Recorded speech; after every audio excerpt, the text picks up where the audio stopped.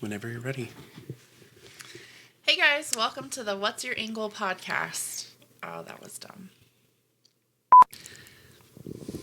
Hey guys, welcome to the What's Your Angle podcast.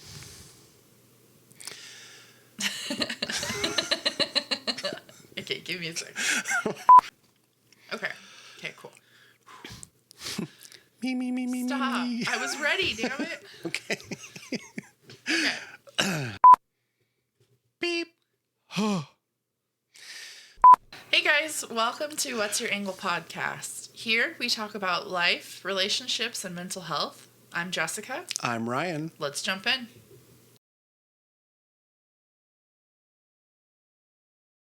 You want to read the question? Yeah, we could do that. We're going to start with the first question. What would you do if you know your spouse is still in love with their ex, but you know the ex has moved on? Bum, bum, bum. I think this is simple. Okay. I think that if your current partner is in love with their ex, you need to move on. Period.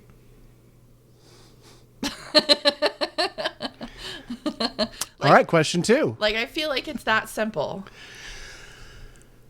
Do you have a differing opinion? Not a differing opinion. Maybe there's some subtlety here.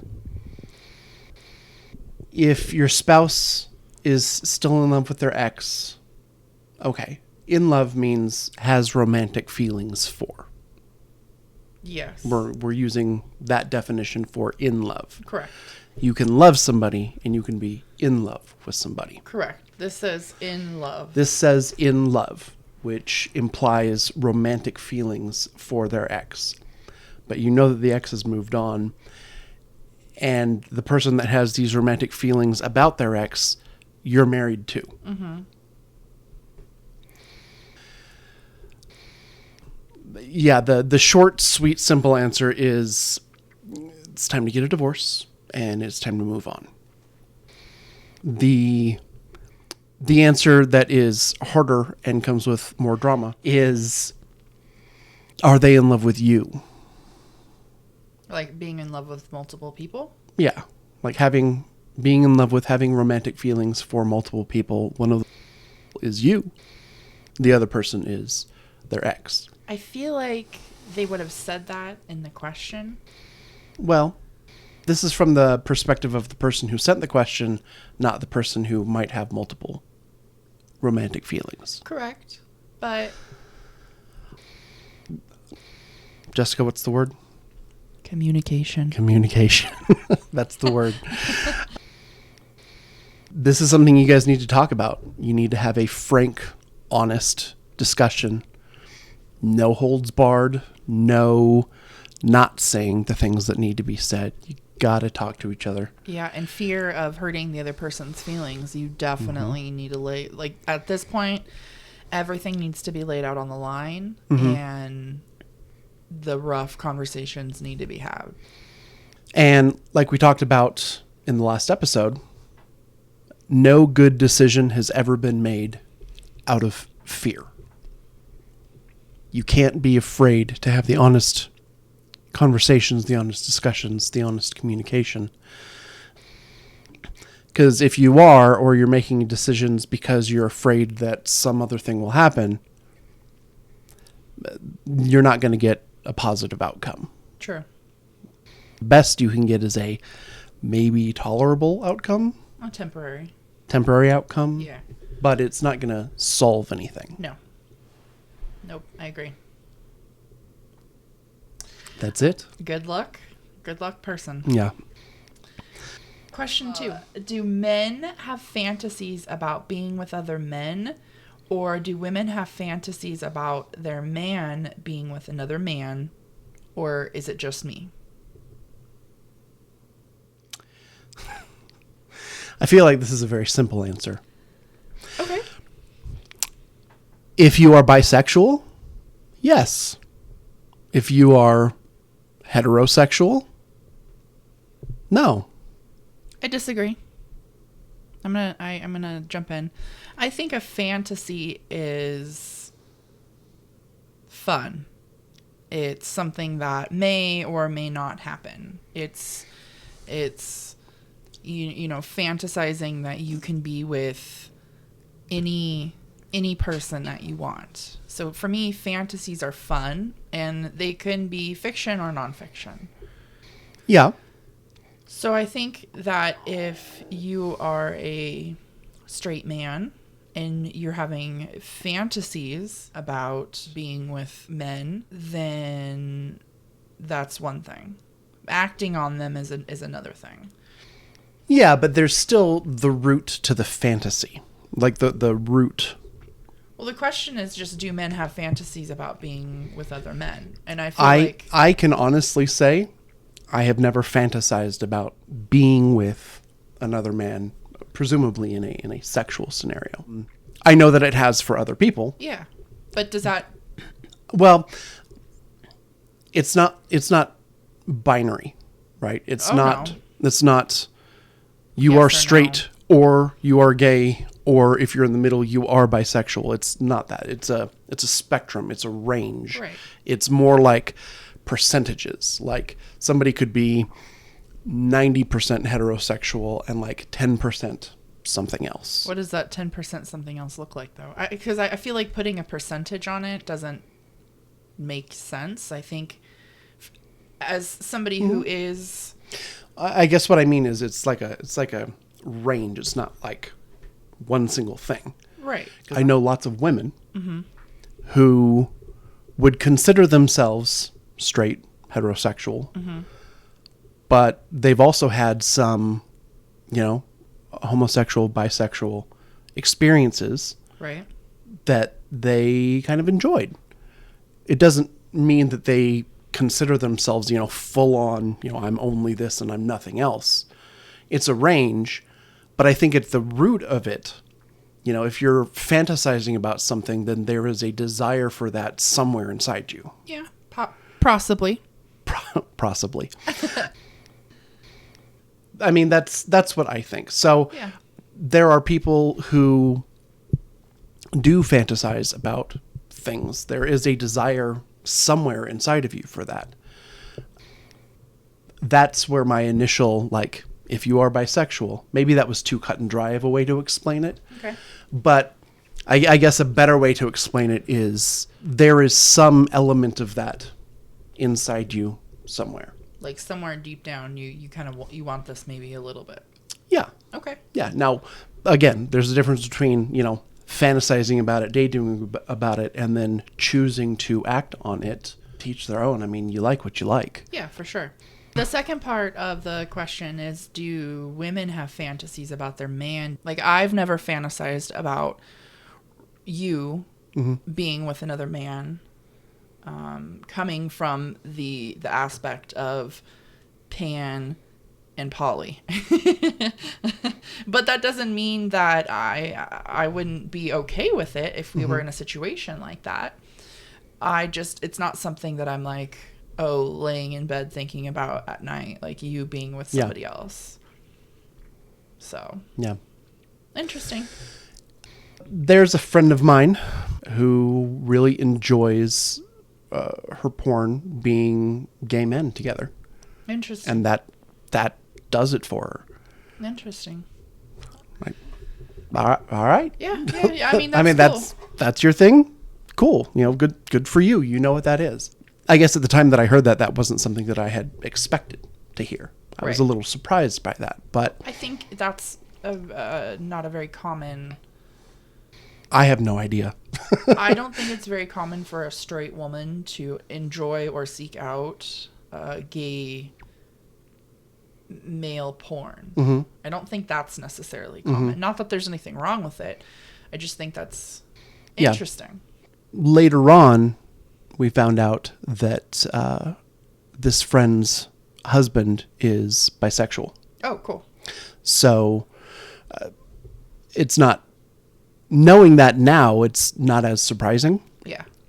I don't know what that looks like for them in their relationship, or I don't know how they do that as part of their relationship, Like or a how couple, they explore any of that stuff. But I just know that was something that she told me, and I'm like, that's interesting. I'm a little surprised by that. Yeah. Cool. So do men have fantasies about being with other men? Some do. Yeah. Some don't. Do women have fantasies about their man being with another man? Some do. Some don't. Or just me? Well, not just you, but it sounds like you are part of that group of people that has those fantasies. Well, and the way the question is worded too, it almost makes me feel like you are curious about your sexuality. Like maybe you're not. Maybe you're not sure. Yeah, maybe you're not sure. Maybe you haven't come out. If you are, if you do identify as gay. Mm-hmm. And is it a coming out situation? I hate that the phrase of like coming out, but it's like have told other people who you prefer to sleep with. Yeah, it's growing up in the household that I did. It was extremely religious. It was extremely conservative, both, big C conservative politically as well as little c conservative. Like, we just don't do certain things. Well, it was very repressive in that way. Oh, yeah. Especially with regard to sexuality. In the household I grew up in, sexuality, there is one answer, is you are straight and you wait until marriage, end of discussion.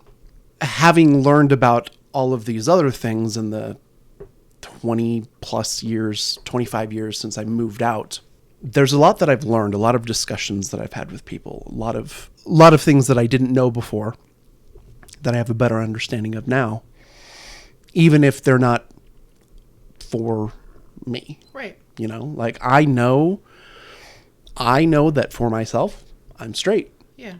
I totally dig women. Not really into dudes.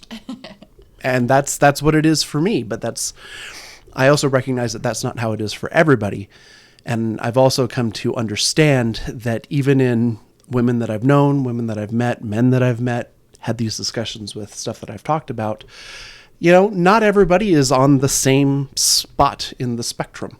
It is a spectrum. It's a whole, it's not, it's and people can be, all across the board. Maybe even it's not even a spectrum. Maybe it's like a sphere.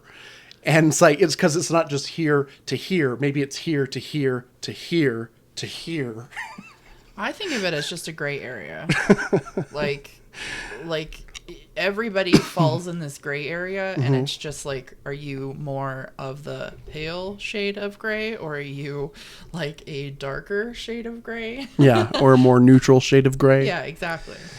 Could be. I think the person that submitted the question should dig a little deeper into how they feel about their sexuality and their selves, and kind of go from there. Yeah. Just based on the question. Question 3. How do I show or tell my boyfriend that I'm still attracted to him after 4 years while still handling everything else that comes with being a future wife? I'm constantly thinking about money, when I work my second job next, what needs to be cleaned, what bills need to be paid, what I should make for dinner, maintaining my health and trying to better myself by going to the gym, and all the other things we women think about in a day. Sometimes this does affect my libido and my energy, but it has never affected my attraction to and love I have for my future husband. So the question is how do I tell or show my boyfriend that I'm still attracted to him after 4 years? It's easy when the relationship is new, because there's the romantic attraction, but then there's also sort of the infatuation. Infatuation will eventually wear off. It doesn't mean that you love them any less or you're less attracted to them. It's just that you know them better, and they're part of your regular everyday life, and the newness starts to wear off. The infatuation starts to wear off. So how do you keep that going? How do you keep that going? How do I keep that going? I regularly tell you that I love you. I regularly look for opportunities to do things to show you that I love you. I will still tell you how sexy I think you are, smack your butt, whatever it is. Randomly buy you flowers if I see sunflowers at the grocery store. Mm-hmm. So doing the things that you did in the beginning, you've maintained those throughout the past 8 years. I've done my best. It's not always easy. And yeah, I certainly empathize with this person where they're like, sometimes I'm just tired. Yeah. It doesn't mean that I'm not attracted to you. I'm just tired. Mm-hmm. And yeah, sometimes it does affect my libido. Sometimes when you are in the kitchen, I'll walk up behind you. I'll put my arms around you. I'll, give you a little kiss on the neck, whisper sweet nothings into your ear. Just to let you know, like, I love you and I'm still attracted to you and I still want you. And maybe nothing necessarily comes of it that day. Yeah.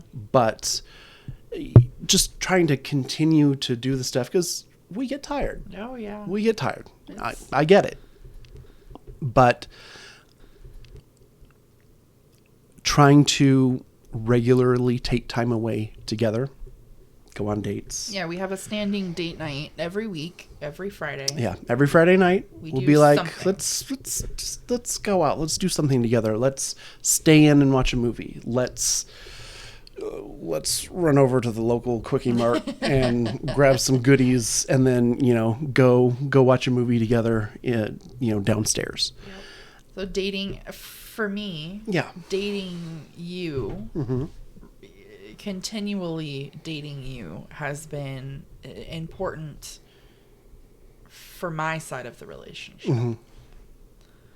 Which is why having, a standing night, whether we go in or out, mm-hmm. is super important. Mm-hmm. And I look forward to Friday nights because I know it's time that I get to spend with you. Yeah.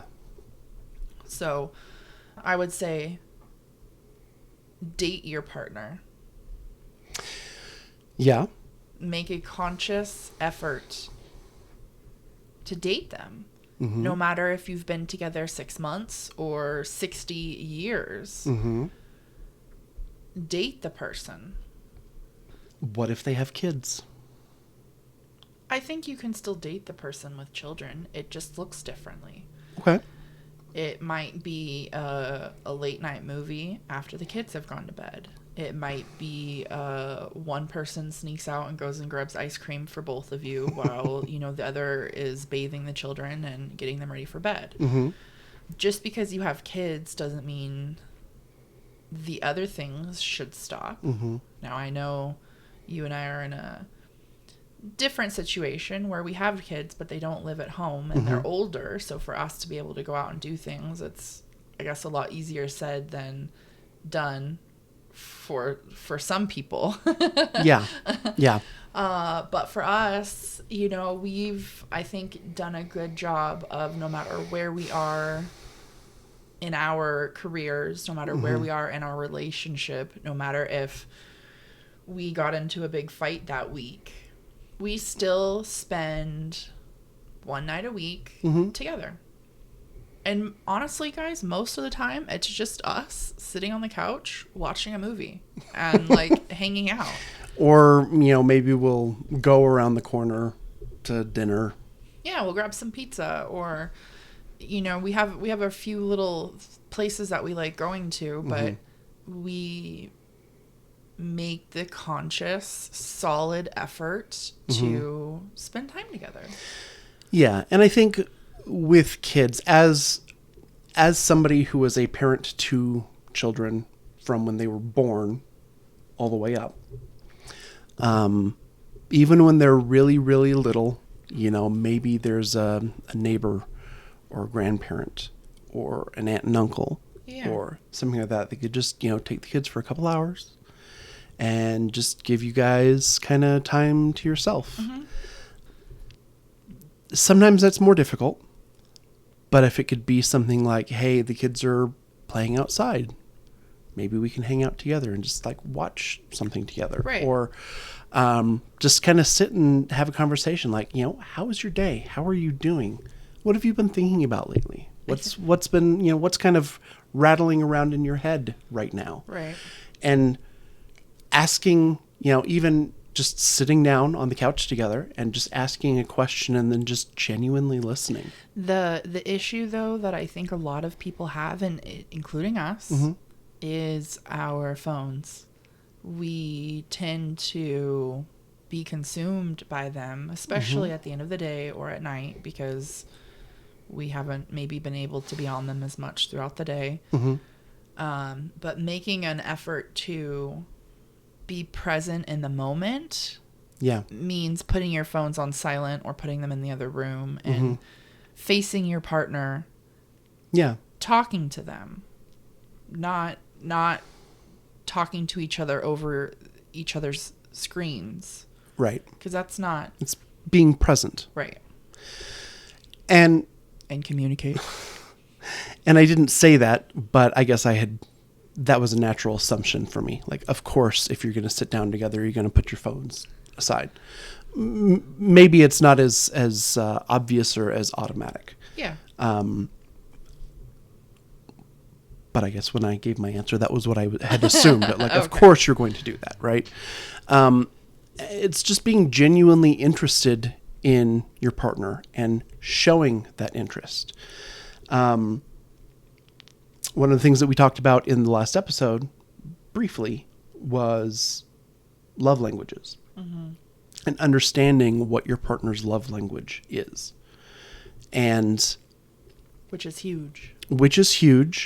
It's understanding each other's love language, which might not always be the same. And it's even love language. They say the 5 love languages, like that's 5 love languages for 350 million people in the United States alone. Right.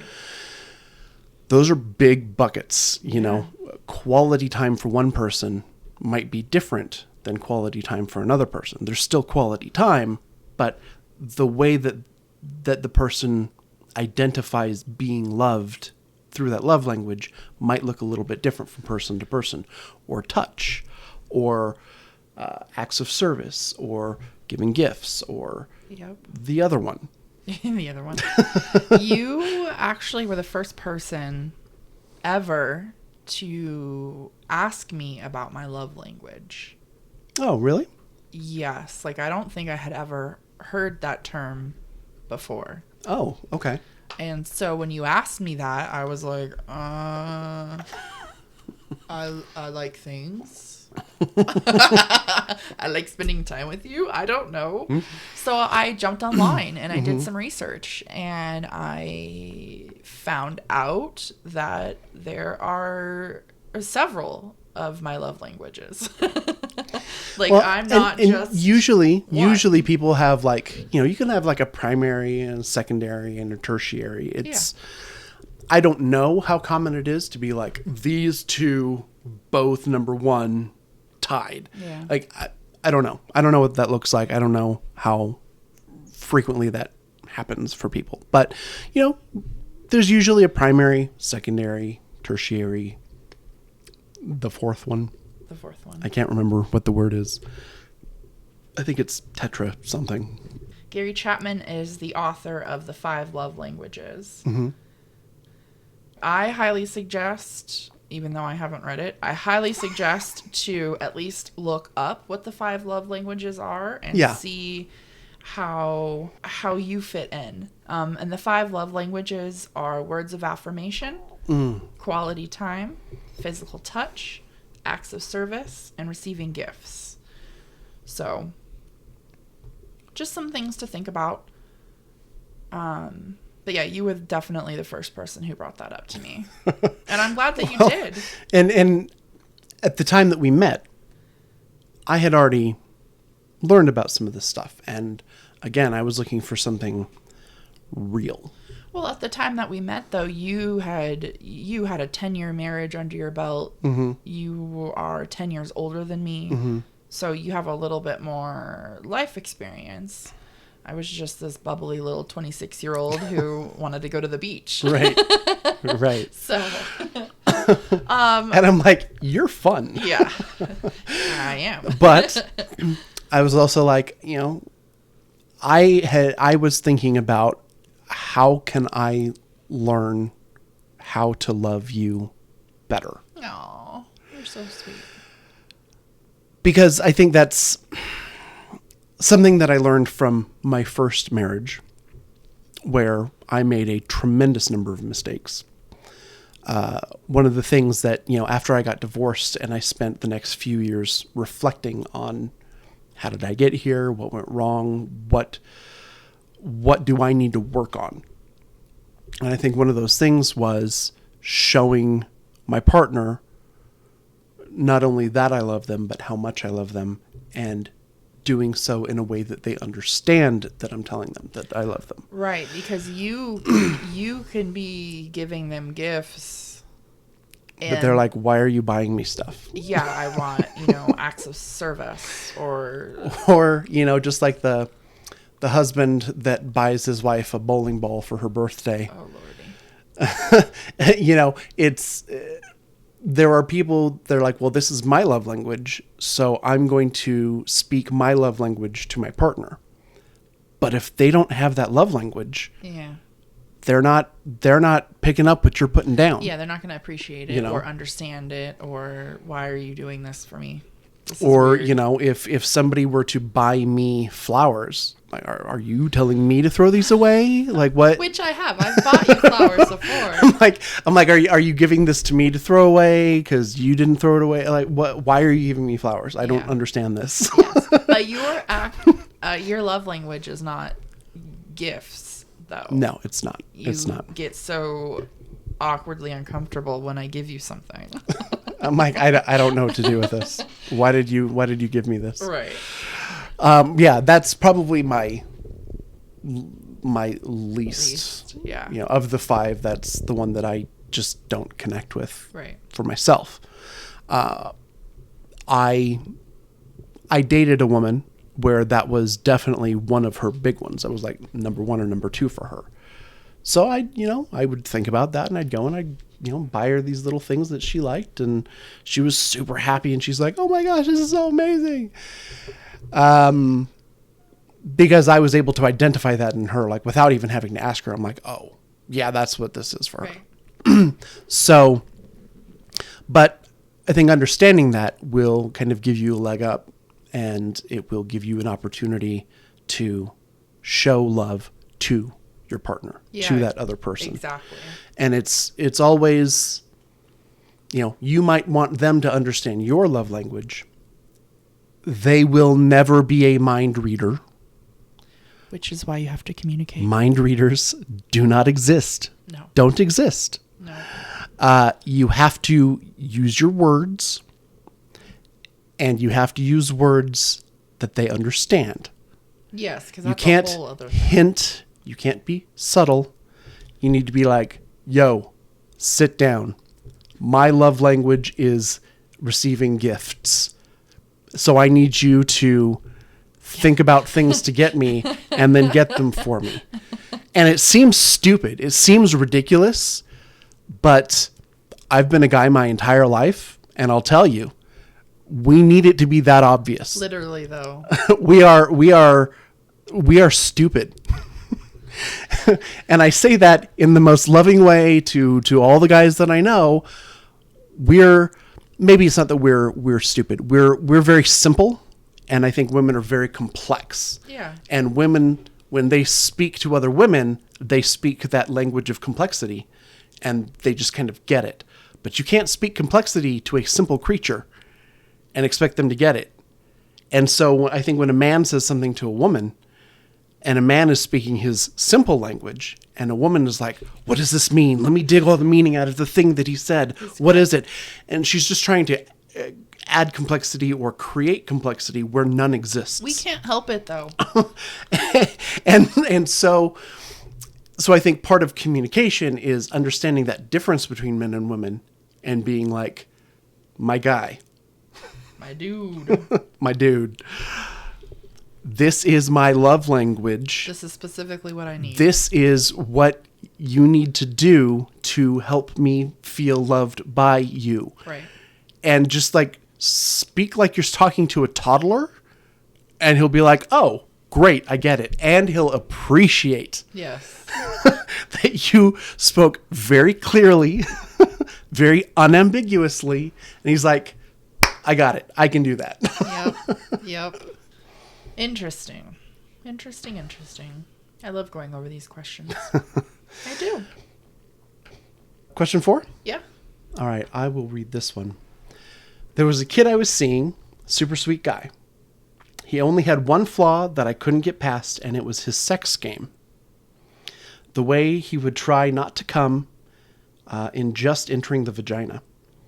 When he came, he would grab me, squeeze, and shake me while grunting/moaning. I literally started laughing at him because it was the weirdest experience I've ever had sexually. Okay, so a couple of things here. When it comes to sex and laughing, there's a time and a place. It's a vulnerable situation. It is, absolutely. And I think experiencing something different in this person's case, it sounds like maybe made that person a little bit uncomfortable, which is maybe why they were laughing. Mm-hmm. For me, I'm very sensitive, if you didn't know. What? For me, I think that if I were the partner and I had just come and you started laughing, I personally would feel very defeated and very embarrassed because all of a sudden we had this moment, this very vulnerable moment, and then you just started laughing at me for whatever reason. Yeah. Plainly speaking, when it comes to laughter and sex, there's definitely a time and a place.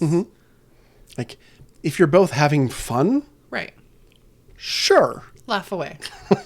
But if it's a very serious moment and somebody is on the verge, then maybe try and hold your laughter back. I don't know. It's tough. It's got to be hard. When you're in this situation, your partner is on the same team playing the same game. You hope.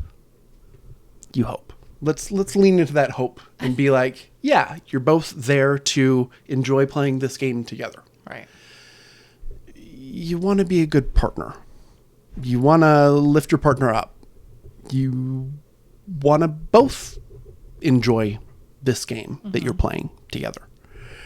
Being like, yeah, I'm only in it for myself. Like, what's the... I barely even know you. I'm just in this for myself. Like, what do I care? You're kind of not being a very good partner. No, that's not somebody that you should be giving your body to. I guess my feeling is, I mean, yeah, okay, a little weird, but maybe be a little more understanding. Yeah, a little more, like if you see your partner's kind of struggling, like lend a hand. Right. Help. Like that. I don't mean that as a euphemism, but you know, lend a hand, help out. Like, hey, how can we get this so that we're both having a good time here? Exactly. I think that that's important because it just makes the whole thing better, and it makes it easier to kind of put the flubs behind you. You know, like, have you ever farted during sex? You know, have you ever done this or done that? It was just kind of a little weird. You know, there. You can get past those things if you're willing to get past those things. But if you're just going to be like, dude, what's your problem? Or girl, like, right. Like, girl, are you a math book? Because you are full of problems. I think being able to laugh at yourself, though, and not taking sex so seriously, because in my experience, that's usually what happens, is that it gets very serious and nobody's willing to laugh at each other or the situation. And I think once you're able to kind of get past that and have fun, then the real fun begins. So the last question is, I'm a 30-year-old male. I have identified as gay for most of what I can remember. Recently, though, I have come to terms that I may be bi. I have only been with guys, but do feel more of an emotional attraction to girls. I know sexuality is on a spectrum and can be in various different forms. Do I have to, quote unquote, come out again as bi? Would it be fair to want to date a girl but want to keep the physical with a guy? I'm a bit conflicted on it all. Bum, bum, bum. I'm going to start by saying I am a straight cisgender male. And there are, I don't know if it's politics that I've read about. I don't know if that's the right word. About being gay versus bi versus whatever. I've read some stuff in the past where it's just like there can be, people are going to look at you this way or that way if you identify as this or as that. But it's all very, very tied to the LGBTQIA plus. Yep. Is that the right letters? That is the current for now, okay. I believe. So there's the political angle that I don't know anything about. I call it the political angle. It's like what people are going to think about this if you identify this way or that way. I think of it like a political thing. It's like the politics of the situation of the community. Okay. Right? So I don't know anything about that. What I understand of coming out is I've been honest with myself about what I am, who I am, how I feel, how I think. And now I'm telling other people. Mm-hmm. So the idea of, do I have to come out again? I guess that doesn't make sense to me. Again, I'm not part of this community. Right. But it seems like just do you. Oh, for sure. No, I think that you don't have to come out, or do if you want. I think that as far as it being fair to want to date a girl but keep the physical with a guy, I don't think that's fair. I don't think that's fair to anybody in the relationship, unless, this is a big unless, unless you are in a type of relationship where honesty has been had, communication occurs, mm-hmm. and you and the female are completely open and honest, and she's okay with not being intimate. Mm-hmm. Because there are people out there who don't need or want or aren't sexual, mm-hmm. but they still want the companionship of being, having a person. Mm-hmm. But I think that would be a specific and unique to your situation. I don't think that... I think that a lot of conversations need to be had in something like that, where mm-hmm. everybody needs to be completely open and honest. So I'm not saying that it would or wouldn't be fair. I think mm-hmm. that you would need to find the right person who's okay with this situation. Yeah. Maybe it also depends on your definition of relationship. Would it be fair to want to date a girl, but want to keep the physical with a guy? Yeah. So definitely this is something you got to talk about, because there are, for better or for worse, there are norms that are common in our society. And from those norms, people draw certain assumptions kind of automatically. Mm-hmm. So if this is outside of that set of norms, I think you really need to sit down and talk about it and just be, if you're starting to see somebody for that, if you are a man and you're starting to see a woman and you enjoy their companionship, maybe that's not like a traditional boyfriend and girlfriend or, relationship, but it could be, just two people who are very close, who love each other emotionally, but there just isn't that sexual element. But then what does that mean for her? Like, is she free to have sexual relationships with other people outside of that emotional relationship that you guys have? These are things that, like, you really got to talk about, and you really need to end up on the same page. I think if it were, hey, I really love you as a person, I really care about you as a person, but, you know, you are only into women. We have something good. Yeah. You're only into women. I still have my sexual needs. Yeah. I should be able to explore over here. Right. As you are exploring over there. But what we have is its own thing, and that is good, and that's cool, and that works for us. I think those are the kinds of conversations that need to be had to figure out, like, what is the lay of the land in something like this. But if it's starting a new relationship with somebody, I think that's something you really need to be upfront about. Right.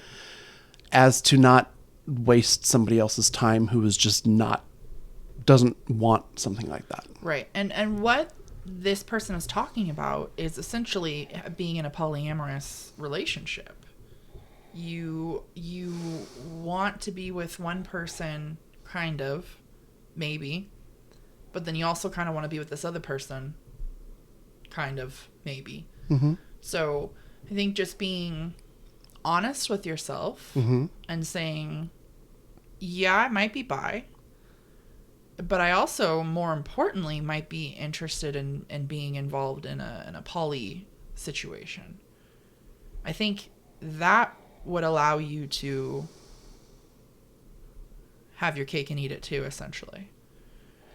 If it works for everyone. As long as it works. And that's the big thing is to communicate and make sure that everybody is on the same page. But mm-hmm. I know of people who are in poly situations, and I'm only using the word situation because everybody's situationship is completely different. Situation. I like that word. So, I know people that are in poly relationships, and it's completely, one poly relationship is going to look completely different than what the next poly relationship would. Mm-hmm. So just making sure that you are first and foremost honest with yourself, and then being able to relay that honesty to whomever you're interested in mm-hmm. will allow you to get to the area that you need to be. As far as coming out, again, like I said earlier, I think that is a personal choice where you can or don't have to, or... I don't know the political situation. I don't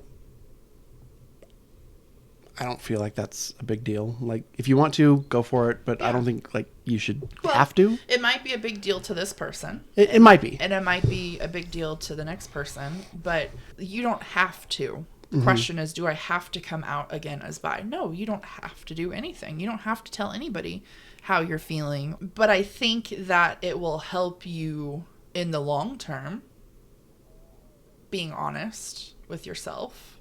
Whether you come out to your local group of friends, or you make a Facebook post, or you have a big fucking party, whatever suits your boat. Mm-hmm. Suits your boat. Whoa. Whatever floats your boat. Do it and have fun with it. And go from there. Well, guys, thank you so much for listening. It's another episode in the can. Another episode. Wow. We're powering through these. I love them. Yes, thank you so much for listening. If you enjoyed the content, go ahead and like, subscribe, leave us a comment letting us know what you did or did not like, so we know how to do better. And we'll catch you on the next episode.